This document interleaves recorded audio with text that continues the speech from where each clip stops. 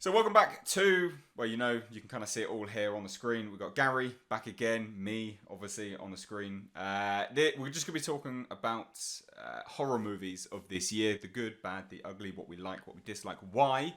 If guys are not familiar with the previous podcast with Gary, the previous two now, well, no, actually, previous, was it 5, I think? 4? No, this will be number 5, because we did a 3-hour special talking about, interviewing you about Hellraiser and Hellraiser Judgment. The previous one just now was reminiscing about Hellraiser Judgment, and we'll probably touch on that towards the end as well. Gary is the writer, director, and actor of Hellraiser Judgment, but he is also very accomplished in terms of makeup artistry as well. So if you're not familiar with Gary, there he is. You can go. Do you have a website? Do you want to plug your website? Yeah, 2hoursinadark.net. Perfect. But I mean, I've basically, I've been in Hollywood for 30 years and I've written and directed movies and served as a consultant and then done makeup effects on over 100 films, so including Blade, Sleepy Hollow, and all that kind of stuff. Exactly. So a very accomplished person to discuss things with, but also a friend of the channel. Like me and you communicate via email on a semi-regular basis, fairly regular. You're jet setting off all over the bloody world, so it's not overly regular, but still when we can we catch up. So we thought we would just talk about horror movies. In the previous one we discussed Hereditary a little bit, but I thought I would ask you directly what horror movies you've seen, and I'll discuss what horror movies I've seen of 2018 of this year, and then we'll kind of go from there and just kind of talk through them really, because I think this will be a bit of fun from just potentially polarizing opinions, but I highly doubt it.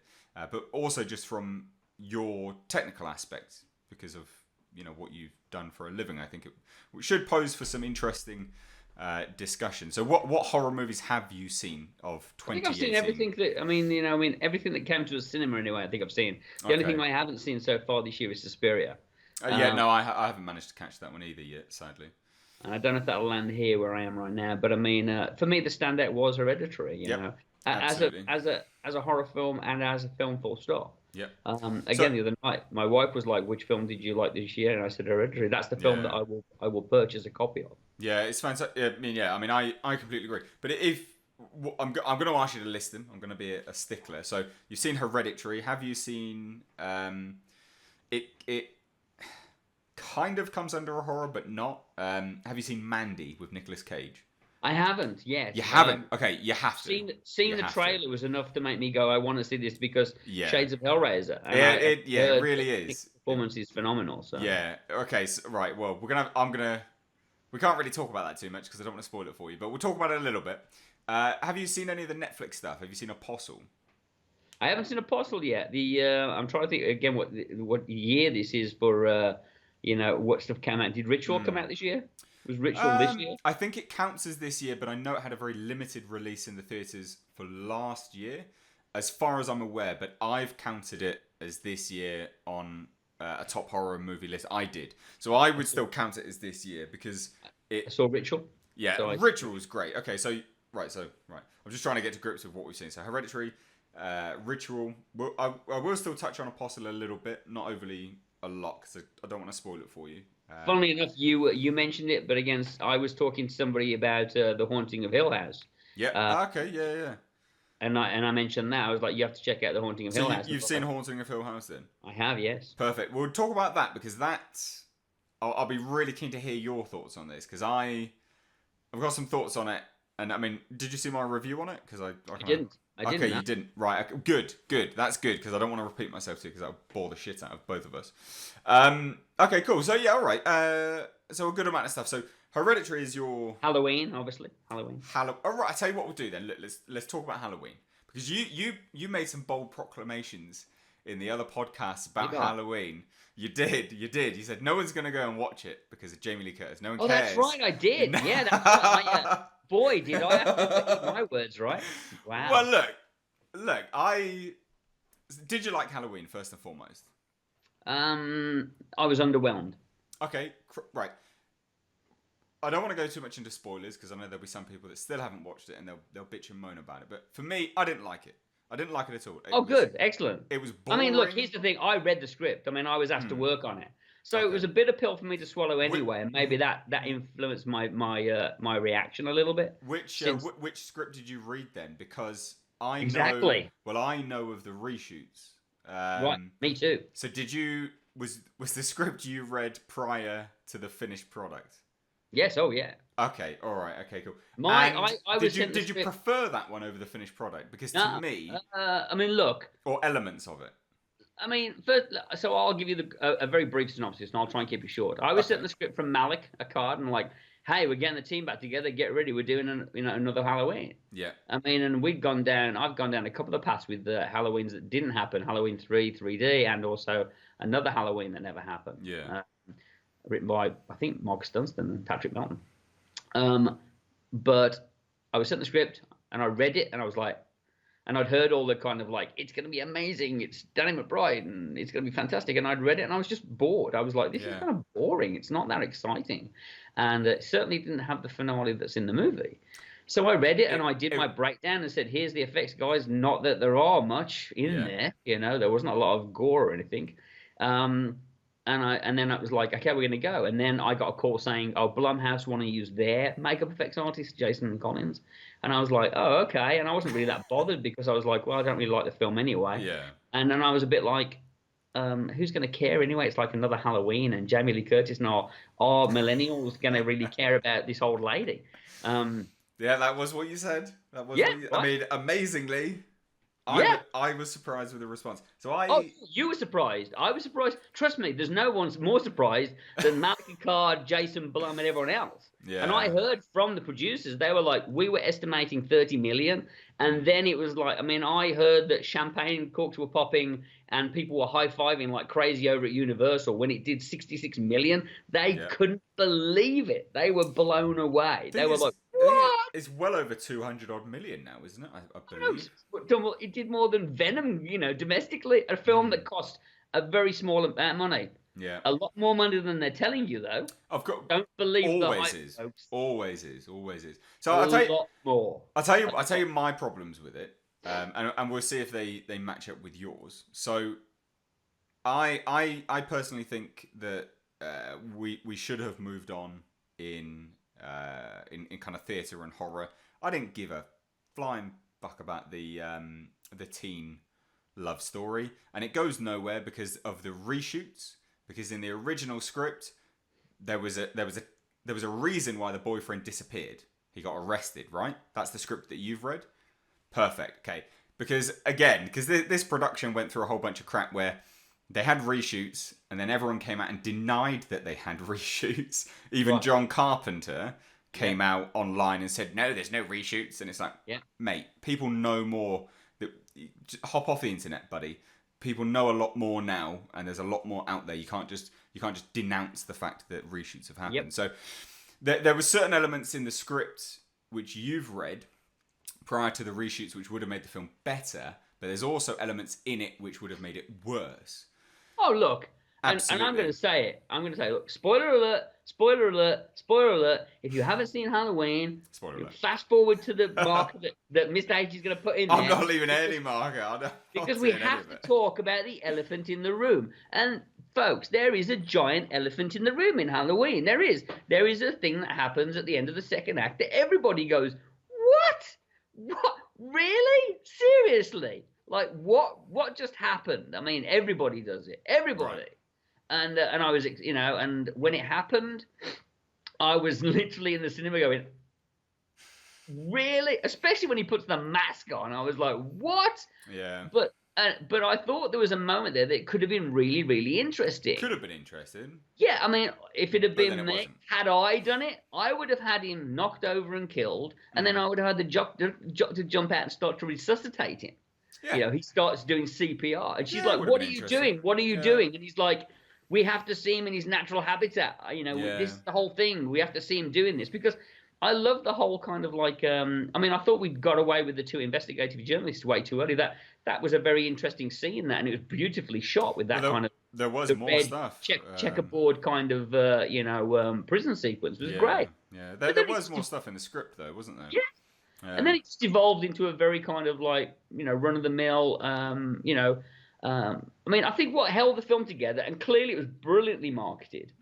Clearly the audience, and there's nothing else at Halloween, and it caught the imagination and did what Blumhouse is so brilliantly apt at doing, and also what Lionsgate used to do with Saw was they would capture the imagination of the public and be like, Yeah. this is the movie to see for Halloween. Yeah. And they did that, and they did it brilliantly. And I think I wasn't expecting the numbers, and look, I'm the first to say I was wrong, you know. And people really, and it became a thing to do, like an event to go and see. Like, have you seen Halloween? Have you seen Halloween? Yeah. But I kind of left the cinema going, nah. I was like, well, nah. I was in a theatre where people, and I kid you not, people were laughing, and towards the end of the film, when the credits rolled, they said a lot of people. I mean, I live out in the country now, so a whole bunch of people are morons down there, and I'm happy to say that. So they were in the theatre, and they can't drive for shit either. But they the credits started rolling. And they turned and they were just shouting, "I want my money back!" And it's like, well, oh, you want my money back? Yeah, well, exactly. Yeah, exactly. They're all bloody farmers. But no, I mean, I agree. It was underwhelming. There were literally scene for scene homages, and it's not really an homage. You've literally just taken the same fucking scene, and at that point, it is not a homage. It is quite literally, I've taken the scene. The scene, it's in the trailer, so it's not really a spoiler, but. The one track scene where it follows Michael Myers, it's like shot for shot. Yeah, and one I could not believe it. It's one of those things. I felt that as a piece of nostalgia, it worked. But that's all it was. That's all it was. Because as a movie, it's not very good. It was poorly lit. Yeah. The score was superb, but it's what you expect. Really? You thought the score was superb? Well, I mean, I guess it plays on nostalgia as well. I'm in the credits and I'm going, okay, Cody Carpenter, I know you're a guitarist.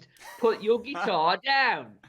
All right, we'll down now. I don't need any more. I don't need over the brilliantly composed da da da da da da, which I know and love to hear. Yeah. Woo woo woo woo. Yeah, all right. I'm like, yeah, I get it. You're a guitarist. I understand. You want to put your signature on your dad's great score, but put your guitar down. Well, all right. Well, look, we'll differ there, but from a technical aspect, for me, it just played on nostalgia.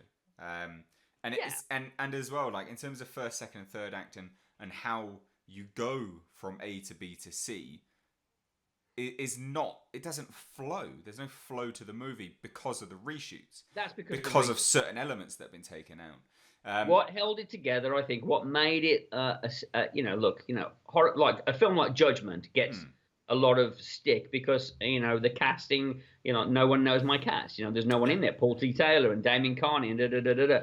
Whereas in a film like Halloween, what you did have was a pretty standardized horror script. Yeah. Without a lot of great gore, but you did have it rooted in some great performances by everyone, from obviously Judy Greer, and everybody in there was doing some good work, and Jamie Lee Curtis clearly delivering a really, really a good performance. I mean, so in many ways you do look at it and go, yeah, if that had come out after the first film, then it definitely felt like a sequel. It did. So I said in my review that it's, and again, like just before everyone flames me, because I know we'll get a whole bunch of hate for not liking this movie, like I did on that review. But just as a story, in terms of as a story, Jamie Lee Curtis's character was fantastic, because it's not just I'm great for no apparent reason. I've survived all this shit, and bang, I'm awesome. I've got all these guns, and I'm going to stick it to Michael Myers. I'm going to kill him. No, this woman is incredibly damaged. She has incredibly high PTSD, and she has ruined her life and everyone else's life around her as a result of that. But she still wants to do this. And for me, that was the selling point. That's something which I could look at the movie and go, that was great. I really liked that. That was good. That's how you do, in my eyes, a strong, in that niche anyway, a strong female character. Because otherwise, why is she like that? Why? There's no, basically that was the one thing that they did right. I just, like I said in the review as well, is that cinema has moved on, when you look at Michael Myers, who's supposed to be in his 60s now, right? And he fucking just disappears from scene to scene. What is he doing? Is he sprinting?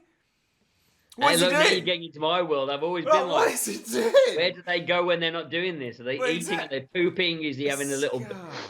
That was the problem with when we did Resurrection, though. When we did the bed and the dead rats and all that, everyone was like, "That's so dumb." But again, it was an attempt at the time in Resurrection to justify where does Michael go? Where does Michael go when he's not killing? That's why again in Judgment we had Pinhead sleeping, or sitting in his chair.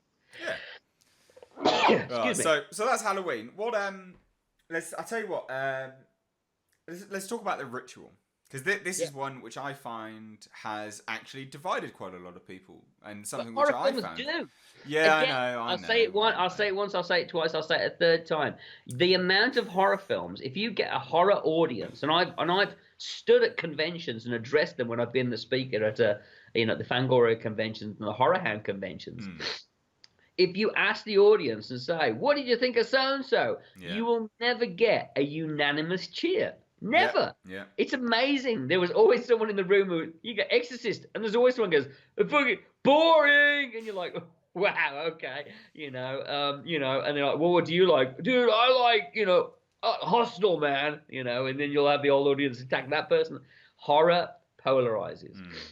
This is why, and I've said it once and I'll say it twice again, is that there are no conventions for, there isn't rom-com 84, 2019, they don't do rom-com, get-togethers where you can meet the cast of The Notebook, They don't do it. They don't do it for drama, action, movies, exactly. horror, because it has a very strong effect on people, and people are very strong. And when I watch a film like The Ritual, I get to the end of it and I go, yeah, that's gonna annoy people because it's got a lot of what's going on in it, But for me, I watch a film like The Ritual and go, now there's a well-crafted little horror film, That was one of my favorite movies in terms of the horror genre. I thought it was fantastic. I thought it was really, really good. The creature effects alone.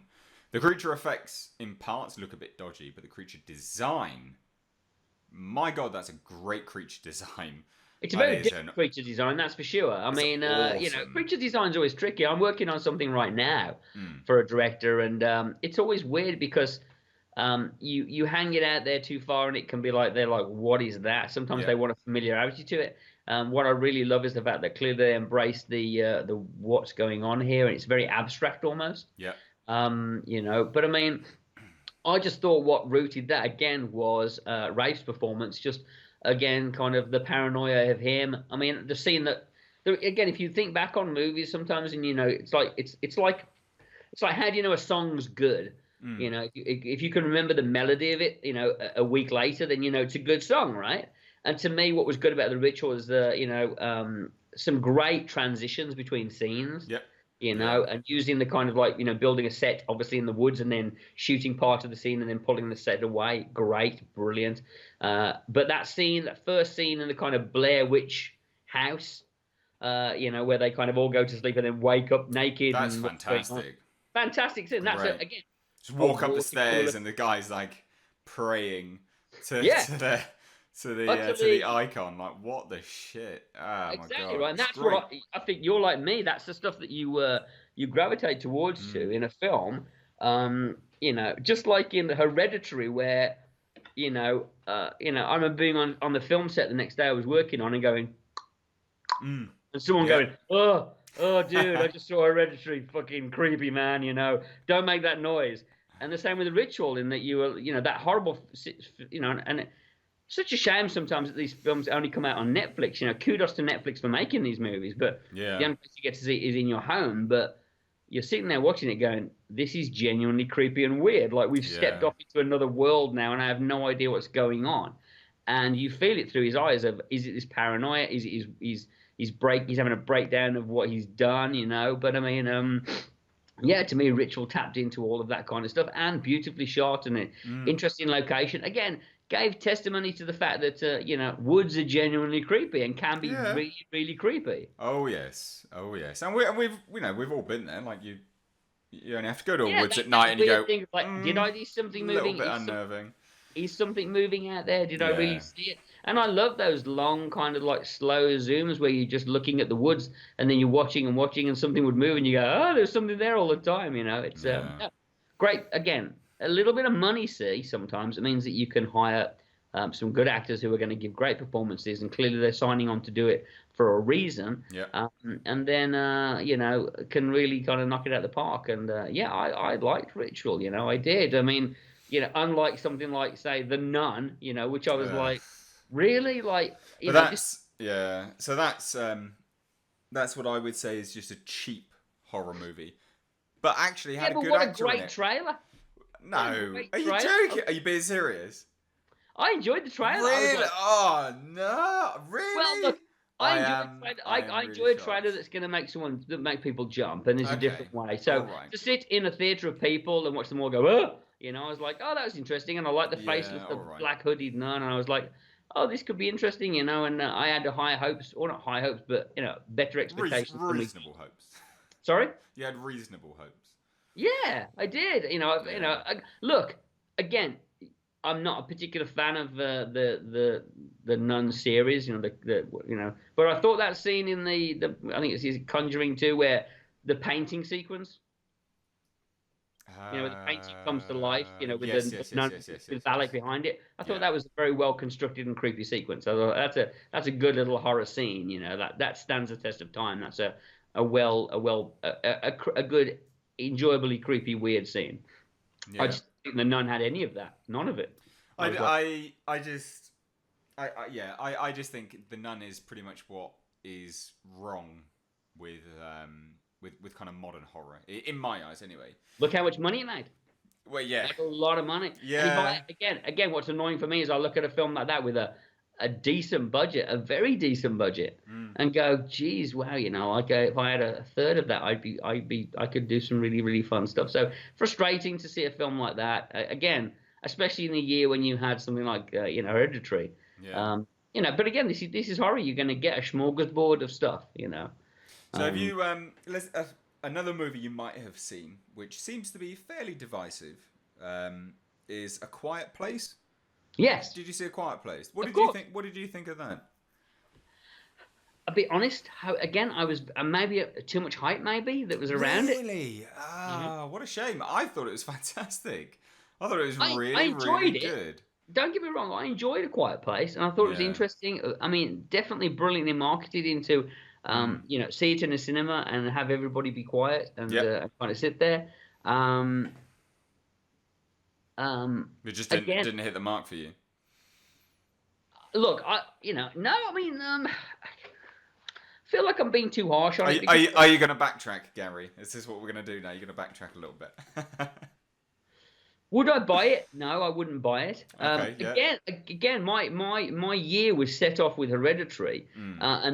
and then everyone was raving about Quiet Place, like how brilliant it's going to be. Yeah. And maybe my expectations were set too high. I mean, I would definitely put it as like in terms of films that were released, like in my top five, definitely. Okay. Um, So it's in my top 10, but right.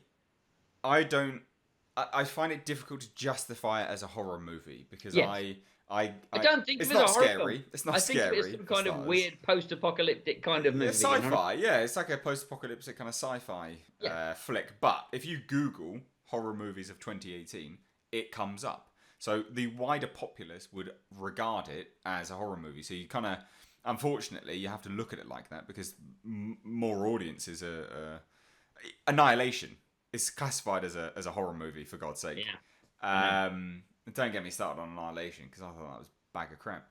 But so yeah, you kind of have to look at it and go, well, it's classified as a horror in the wider audience. So how did it function as a horror? It wasn't scary, but I liked it. I liked its use of kind of sensory deprivation, the sound aspect. I thought it was great. I mean, it was quite literally A Quiet Place. The movie was dead quiet, but when the score came in, it was non-intrusive, which I found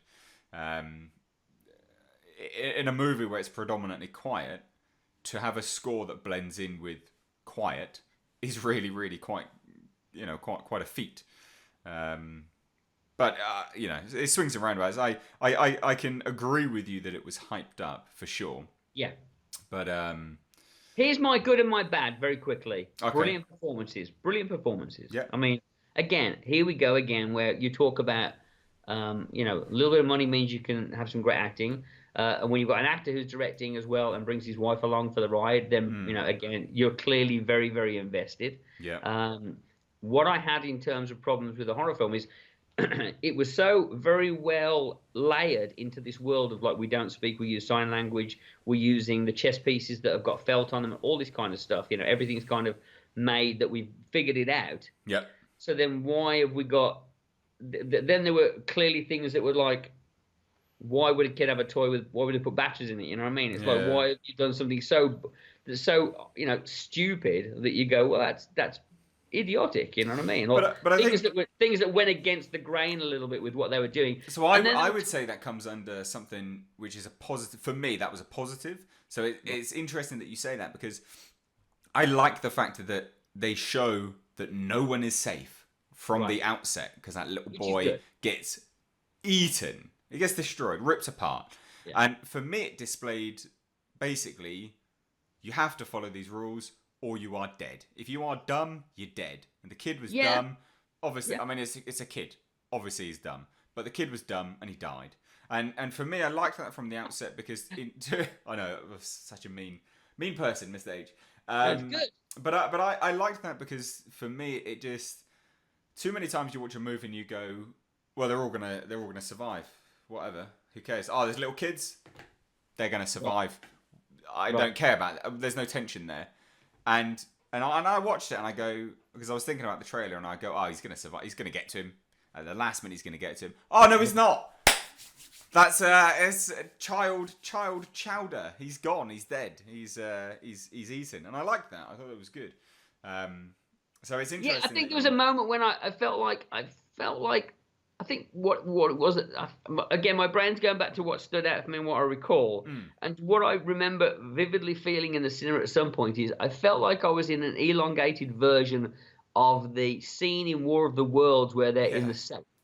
Yeah. They're in the cellar hiding from the alien. And I'm like, this feels like that. And they're all kind of, hiding from this creature, and they're all making noises, and yet this creature doesn't seem to hear them, I enjoyed it. It's probably a film I should go back and rewatch. Maybe the hype peed me off a little bit, but I mean, it's definitely got its problems, and it's not scary. But I do think of it more as a post-apocalyptic kind of intense drama rather than an all-out horror film. But I definitely think it showed that Krasinski's got some, deserves to be behind the camera.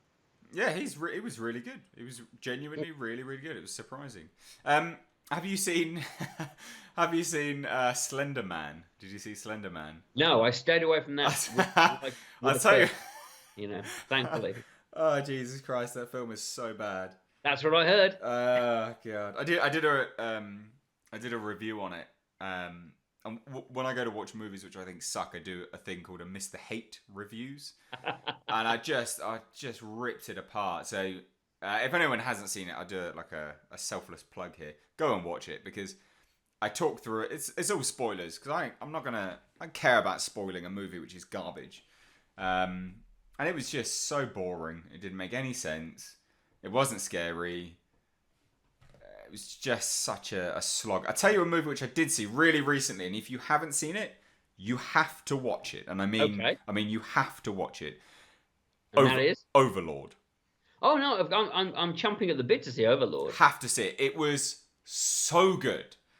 And but again, I knew 6 months ago when I saw the first trailer, I was like, now there's a horror movie's fan's horror film, So to me, right, it's because it's an interesting movie to talk about, because it's being panned, or it's being dissected as something which didn't embrace what it could have been, or people saying what it should have been. Again, I don't want to spoil it for you, because it's genuinely a movie that you have to go and watch. Okay. To sum it up, and to combat the critique of what people are doing to kind of hate on it, so to speak, is that it does a really, really good job of being a war movie with horror elements. And horror elephants? Come on. Horror elements. That's exactly what. So then I was just exactly what a producer would do in Los Angeles. You'd go, I've made this script. It's a World War II movie with horror elements, and a producer would go, what's this about elephants? I don't understand it, Gary. And you're like, no, elements, not Oh, well, I thought it was kind of like a circus horror film. I'm not cut out for LA then.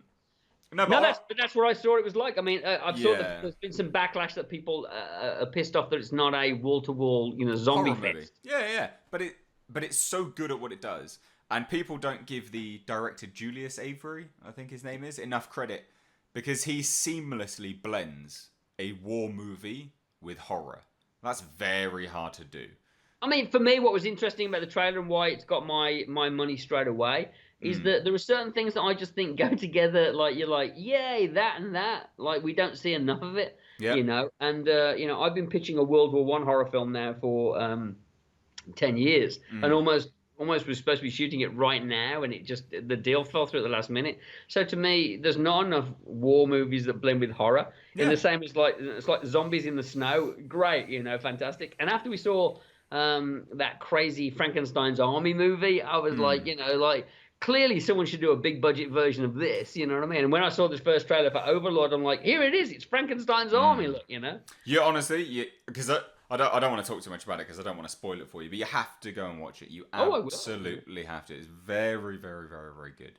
It's I think, look, to me, since the first time everyone saw American Werewolf in London, and you had these stormtroopers, werewolves, you know what I mean? It's like, to me, it's just, there's nothing better than someone wearing a German Panzer uniform with a machine gun and with a zombie face. It's great. So, I mean, I'm very curious to see it, and very excited to see it, because it feels like there's been a lot of tonal horror films this year, like A Quiet Place and that kind of thing, which kind of, Annihilation, is this horror? Is this? But to me, Overlord felt like a boots and all kind of like, this is just a popcorn crunch of a horror film. It is a great movie. It's not like, it's like a high-end B movie, but not. Yeah. Like, it's not something which so you can't look at it and call it a B movie, because it's so well shot. They utilize the locations very, very well. For me, it hit on all notes which I wanted it to. From looking at the trailers, I thought it was fantastic. I will check it out, and I will email you as soon as I have. Do. I'll tell you what. Let's talk about you. Presumably, you've seen Annihilation, then. Yes. What did you think? What did you think of Annihilation? See, I knew what Annihilation was going to be when I turned on my Netflix here in Romania and went, Annihilation's on Netflix? Like, I can watch that now? Yeah. Like, really? Like, they've made this a very expensive film, Alex Garland, and it's not in cinemas? Like, well, it did have a limited release, I think, in the States, didn't it? Yeah, but a limited release means that there's no faith in this movie to make any money. So then you go in and you're like watching it going, okay, what's wrong with this film? Yeah. Like, something's wrong with it. Visually, if they've screened it and it's brilliant, then they're going to stick it in cinemas and make a cash load of money, right? You know? There's got to be something not right with it. It's like eating something going, in a minute this is going to taste like poo, because otherwise you'd have it on the menu. So I'm watching it, and it was just it was too far up its own rectum, you know what I mean? Way too far up there.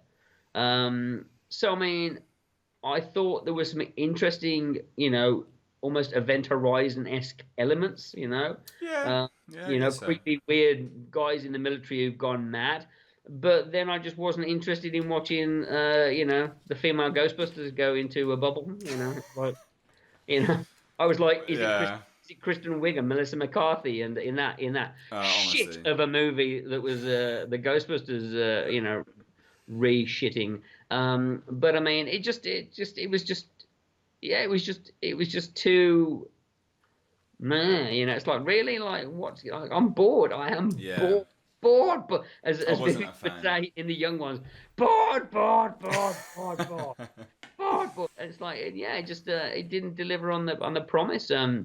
Especially from a director that we're all so excited about. And I'm sure that, had I had somebody there explaining to me the deep philosophical, psychological meaning of the whole thing, which I'm sure there is an essay about this movie and why it's genius and why a lowly, moron like me doesn't get it.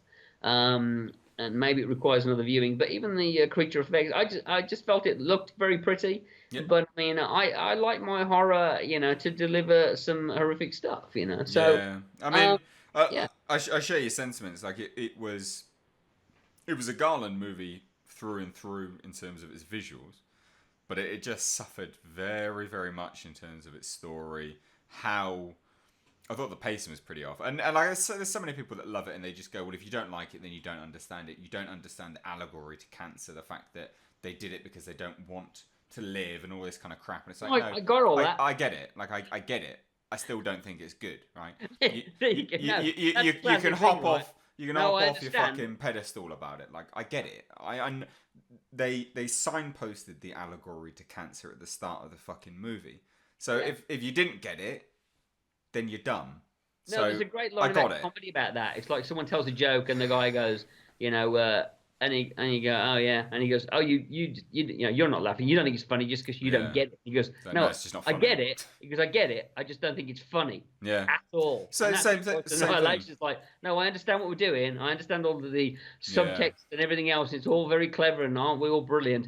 But no, I'm sorry, it's just not missing. It's not hitting. But again, in defense of Garland, maybe there was too much. Look, with McKenna, maybe he was given a lot more free hand and he wasn't being poked and prodded. Maybe there was a lot more studio interference on this. I don't know. Or maybe he was just given too much money and too much opportunity to run free. Yeah. And because I think McKenna is is brilliant. It's a great movie. Scary and creepy and weird. Ex Machina is fantastic. It's an absolutely brilliant film. Really, really, really, really good. Yes, it is. So, what other horror movies have you seen this year? Well, not movies, but I mean, in terms of like, I'm right now. I just Haunting of Hill House. Haunting of Hill House. Yeah, I mean, let's talk about that. What did you think? What did you think? Well, it was really funny because I mentioned it to a friend of mine, and they were like, "Yeah, I hate it, man. Like, I love the original so much." And I'm like, "Oh, well, I don't even think of the original. Like, I'm not going to go down that path." And you got to watch it. Name drop. I knew Robert Wise, so look. What did I think of The Haunting of Hill House? I really enjoyed it. I enjoyed it. I did. I enjoyed it because it felt like it wasn't meant to be a copy of that movie. And I thought, what a very cleverly devised version of it. Yeah. This kind of like then and now, then and now, then and now. Really good. Really good. I thought it was very, very current. Some very interesting, ideas and some stuff that was done very, very well. And again, felt very like brave in certain ways of certain characters in there. To have a character who's sexually what she is, and everything else. I thought it felt very, like I say, it felt very of now. Yeah. It was now, and then the then stuff was genuine. And look, with a show like that, it's very hard. So I got used to the rhythm of like, oh, and now we're at the end, so we're going to do a creepy bit, and we're going to have like these little punctuations before the commercial break. Yeah.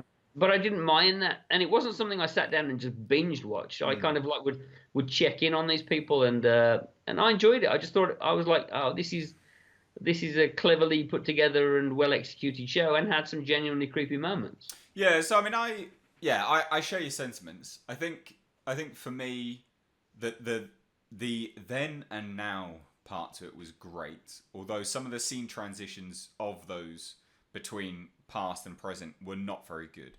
I'll tell you what I did really, really like was the fact that you're watching this story unfold, and each episode you would watch it from a different perspective. So you would learn, you would have your answers, you basically have your questions answered from the previous episode as to why characters were doing certain things, because there were certain elements where, like, spoiler alert, there was when the body gets taken to the home, people will know what I'm referring to here, but the sister then just goes, I can't do this, and walks off.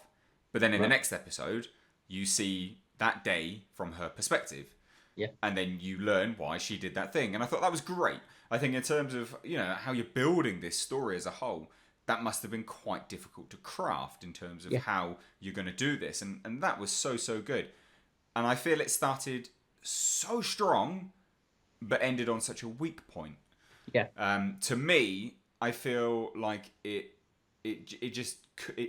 couldn't deliver on the promise of what it established at the start, and I feel it just lost its way. Don't get me wrong. I would recommend the series to anyone, so I'm not shitting on it. I think it's great, but nothing's perfect. And where this thing isn't perfect is the fact that the ending contradicts a lot of things which it was setting up as this big horror movie. The house wants to eat people, not eat people, but wants to take your soul and all this kind of crap. And then they frame it at the end. This house is bloody amazing. Oh, we can all be a big happy fucking family here. Oh, I'll tell you what we'll do. We'll take a pilgrimage up the street from where we live to go and die there so we can be together. Oh, I love this house. What? I was just like, what are you talking about? Now, no, I get it. You've rear-ended yourself. Like I do get that. I think there's part of me that's a bit more forgiving of that as a that this is going to sound awfully. Oh, come on then. Awfully, you know what I'm going to say, right? Yeah. Go on. Well, as a writer and as a director and as a filmmaker, you are bound in the third act. You are. Yeah. Because I guarantee you that there was a big bunch of people sitting around the table going, so what do we do? What do we do at the end? Do we have them all die? Do we do this? And then somebody went, well, what about if this? And everyone going, oh, that's it. Well, that's different, right? At least it's different. Yeah. You know, we're going to do the regular sting. Yeah, but they're going to kill us in the trades, though. You know, everyone's going to hate us for it. It's like, what are our choices? It's like when you write a Hellraiser movie. It's like, okay, we've got Pin in that. So either someone's going to go to hell and close the box on him, or they're going to do something else. And it's like, what are we going to do here? How do we get rid of the elephant in the room? Yeah. Do we kill him, or do we send him away, or does he do something else? And that's why with Hellraiser, it was like, well, I'm going to banish him back to Earth. Yeah. And in the same way that, you know, we have problems with the ending of Hill House, and people, I'm sure there are people who are like, oh, I really liked it. I thought it was an interesting way to go and kind of. Of course. I mean, it's just, there are people who love the ending of Judgment, and other ones people who are like, that's so stupid, and like, oh, I mean, there were people who was like, sorry to read back to Judgment, but there were people like, he was like, look, we're supposed to just think of him as like a normal guy. And I'm going, he was a normal guy, you moron. He's always been. I mean, I'm doing videos now on the remake bloody script of Hellraiser, and he's even more normal in that, for fuck's sake. Like, well, come on now. Let's talk about this remake. Well, I'll tell you what we'll do. We're gonna talk about that in a separate video. Okay. We're gonna do that separately because I think that deserves its own separate video, and I'm gonna intersect it with the stuff which I'm doing as is. But it's been an interesting year for horror. Again, we have a kind of a smorgasbord. I think you know, Overlord. I haven't seen it yet, so I'm looking forward to seeing that. Got to see it. Mandy as well. I would say you've got to see Mandy. Mandy is a slow burn, and I will say this for you and anyone else that's watching is that it doesn't necessarily deliver on the trailer, really. But well, it's all a matter of opinion in terms of how it delivers. It is if you like visual films accentuated with very hammy performances, which is Nick Cage through and through, you will like it. But it doesn't necessarily deliver to the level that the trailer sets up. Because the trailer sets itself up. The trailer, to me, I mean, sets itself up as like absolute a pure descent into madness. That's what the trailer looks like. So it does that, but drawn out. Right. So yeah, I guess that's the best way to look at it. Is it does what it does in the trailer, but over because it's a long movie. I think it's off the top of my head. I think it was about 2 hours 40 odd minutes, something like. It's wow. I think so. Correct me if I'm wrong. Long movie. I could be completely wrong. I just remember it being a long time, and it is what it is in the trailer, but drawn out over a long period of time. So there are moments where it's not balls to the wall action. He's not wielding the axe around, basically. But it's a good film. I would recommend it. The funny thing I would say in kind of like to wrap this thing up is that, you know, when you work in film, you know, whenever you talk to members of the public, you get people go, "Why do they make so many crappy movies, dude?" You know, it's like the common thing you get. Or you get people say things like, you know, they made much better films in the 70s, right? You know, or it's like people talk about music. They go, there's no good band, you know, older people, anyone over 40 or 50 goes, they don't make it like they used to. There's no good music anymore, man. You know, everything's crap now. Yeah. It's rubbish. And the truth of the matter is that it's always been the same. Nothing's changed. every year you get a couple of good movies. You get Yeah. a couple of good It's movies. There are always the always same. a It's couple that, always been that way. yeah, even now with the plethora of movies, you think that with gone from the 70s where there were probably like 200 movies made a year, real movies, and now there's an abundance of films being made. I mean, a lot of stuff's being churned out, low budget, mid Yeah. budget, high budget. But generally, there's always a couple of movies. It's like in Yeah. music. I'm sorry, but people are going, there's no good music. And I'm like, really? Have you not heard Greta Van Fleet? Have you not heard Ghost? Two very, very, different polarizing styles of music, but, very, very good and new and fresh and interesting. And it's like with this year with movies, it's like there's been two or three movies that have been very, very strong, even in terms of drama, and I know you're not a fan of it, but, I had to go and see Star is Born. I didn't want to go and see it, and You didn't have to. it's Yeah. good. It's a good film. It's entertaining. I mean, as you know, as a filmmaker, as anyone, you just go and go. You walk out and go, that was actually pretty damn good. Like, Yeah. I actually kind of enjoyed that. I wasn't expecting it. And a great, considering you're going, really, I'm going to go and watch the, rah rah rah.